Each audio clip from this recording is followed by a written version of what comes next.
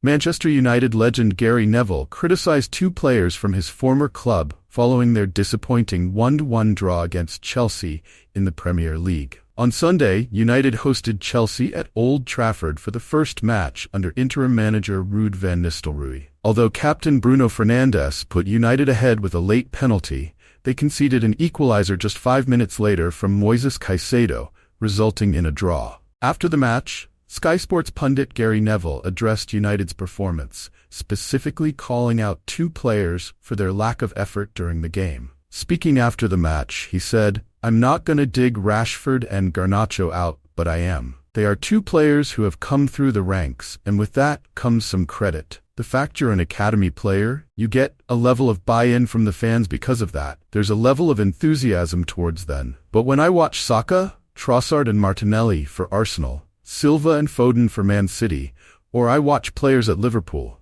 I watch them all scurrying back and harassing players and doubling back. I've watched Malo Gusto run forward there in the first half.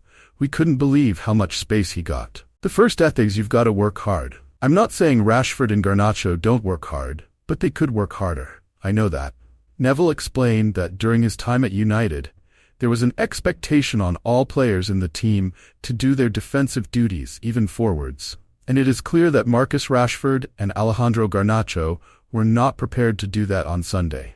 "When I played, the defensive work the players in those positions put in resulted in rewards at the other end of the pitch. The harder you work, the luckier you get," he added. "They think they're working hard and applying themselves, but we've got to get back to the idea that you're all in it together. I've got to point towards Garnacho and Rashford today and say they can do a lot more off the ball. I'm not interested in what they can do on the ball. I'm interested in the spirit to fight for the team all the way through the match. I'm not saying they did badly today, but I watched the other wide players in the league do a lot more than them.